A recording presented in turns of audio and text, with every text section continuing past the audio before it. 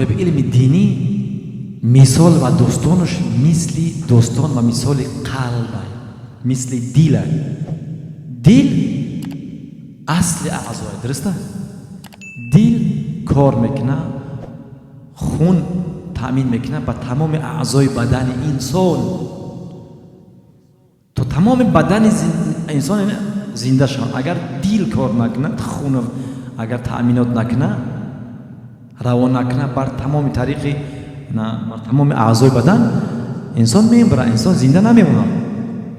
پس داستان و مثال طالب علم در جامعه در مابین مردم همین خیلی داستان و مثال قلب است. یعنی طالب علم و عالم در مابین انسان ها، در مابین مردم و جامعه، قلب جامعه، دل جامعه.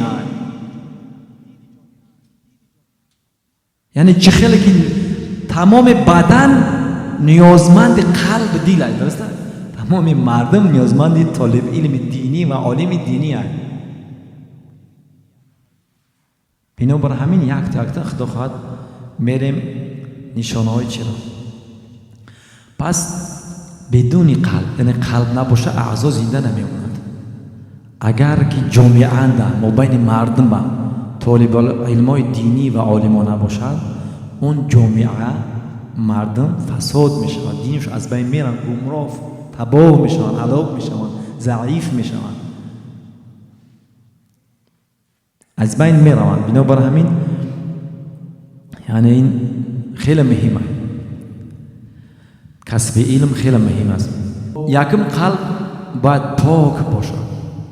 انسان هم طالب علم باید نیتش پاک خالص باشد که درس هم میگیرم به خاطر الله میگیرم، به خاطر خوشنودی و رضامندی الله سبحانه و تعالی، تا در راه خدا، در راستای دین خدا خدمت کنم، تا علم میگیرم به مردم خدمت کنم، در کنار مردم باشم، در سختی، آسونی، خوشحالی، قینی، همیشه نگی به خاطر لله، به خاطر الله خدمت به دین خدا، خدمت به خلق خدا. بعد دل باید قوی باشد. دل قوی یعنی دل وقتی قلب قوی است، مستحکم است، بیمار نیست، سالم است، یعنی که کارهای سنگین نمیتونه به جای بیاره. همین خیلی انسان طالب علم باید قوی باشه، یعنی که در راه خدا، در خدمت بر راه دین خدا، خلق خدا باید چیکار کنه؟ استقامت ورزد. یعنی از در راه طلب علم و خدمت همیشه سختی میآید، مشکلی میآید، پرابلم ها میآید. طالب علم باید صبر داشته باشه در مقابل مشکلات از مردم. حتما این بودگی این هر چقدر انسان اگر قوی ایمان باشه، خدا هم قدر چی سخت‌تر مشکلات را میونش. حتما کسی که در راه خدا به خاطر خدا قدم میزنه، علم میگیره، او در جامعه فردا سختی میآید. بنابر همین طالب علم باید چیکار کنه؟ در راه خدا استقامت ورزد، صبر کنه، در برابر سختی ها و مشکلات باید صبر استقامت ورزد. دل قلب همیشه خون تامین میکنه به تمام بدن انسان، از اینجا تا سر، تا پایین، تا انگشت، تا خون را همین خیل یک سره خونه کار میکنه، تامین میکنه. انسان طالب علم یک سره باید علم گیره، یک سره زحمت کشه، یک سره باید حرکت کوشش کنه، تحصیل علم و خدمت بر جامعه بکنه. همین خیل کاری و مسئولیت دل خون رسوندن بر تمام اعضا است. این خیلی نگاه نمیکنی بعضی اعضا را نرسونه و برای بعضی اعضا خون برسونه، همه را اکثر همین خیل دل تأمین میکنه. انسان طالب علم که عالم در جامعه باید همه را باید چشم نگاه کنه، چی باید چی کم باید. این خیلی نشد که طرف بای ها، طرف پولدارا مایل بکنه، تمایل بکنه، کمغل فقیر مسکین نگاه نکنه. نه، این خیلی نباید باشه. باید عادل باشد، عدالت را رعایت کنه، همه را باید چشم تصور کن اگر قلب اگر که یگان اعضا را خون نتیه بگه اعضا و بگیم بدن انسان میده که اعتبارش نتیه علاق بش نمیشه همه را میرسونه. عالم و طالبین باید عدالت باشه در جامعه، همه را باید چشم نگاه کنن.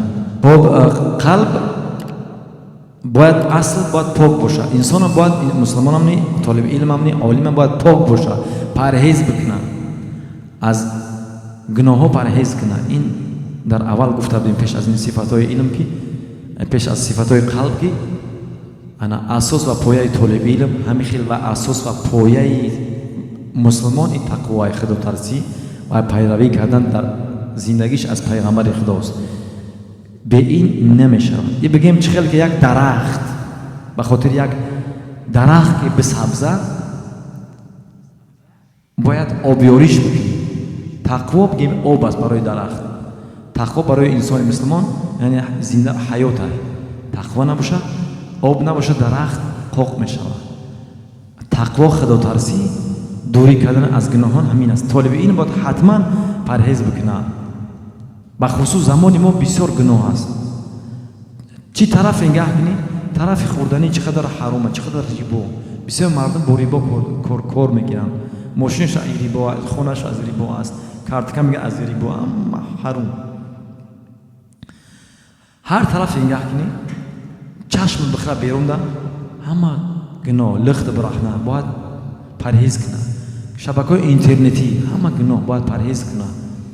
موزیک گوش نکنه. یعنی که پایبندی تقوا باشه باید. خب یکی از مهمترین نکاتش ما نگفتیم دل،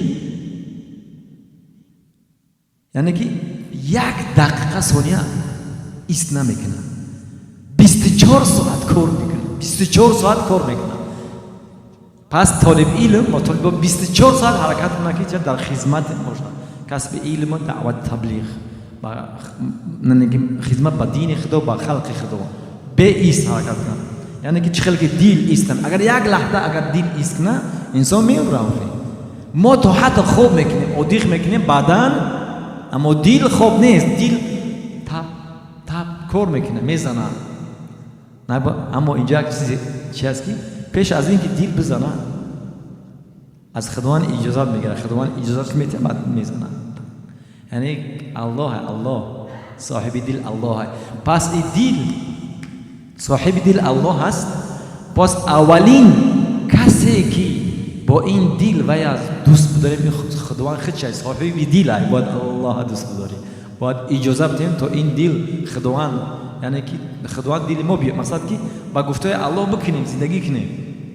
این دل همه عشق محبت الله باید باشه. پیش از اینکه دل بزنه از الله اجازه میگیره. خب شب همه یا که روز همه اعضا خوب هستن، دل خوب نیست. تمام مردم خوبن با امید که دلای ما زنده هستن، طالب ما زنده مثلا خوب نیستن، عالما خوب نیستن. خب اگر بیاد دل خوب کنه شب چی یا که روز خوب کنه مثل اعضا میمیرن. پس ما باید خوب نکنیم، باید ما طالب ما باید خوب نکنیم. 24 ساعت در فکر باشیم، خدمت کنیم. ما وقت مول نداریم، زیاد نداریم، خیلی وقت کم مونده. دوستان ما رفتن، ما میریم. عبرت درس عبرت باشه. اینقدر مردم در حیات دروزام چقدر انسانان رو میدونیم که دنیا گذاشتن. در سرای ما سنگ هم هستن نیستن، ما هم میگذاریم. خیلی وقت کمه، باید شتاب کنیم. بنابر همین قلب دل در 24 ساعت یک دقیقه ایست نمیکنه، به ایست همین خیلی کار میکنه. پس ما و شما همین خیلی باید چکا کنیم؟ مهنت، زحمت، کسب علم کنیم و دعوت تبلیغ کنیم. دین الله اخلاق به مردم برسونیم. مردم خوبن که دلشون بیدار است، دلشون کیه؟ ما و شما طالبین ها عالما هستیم. خب یک صفت دل این است که احساسیه، نه جستوی دل. نه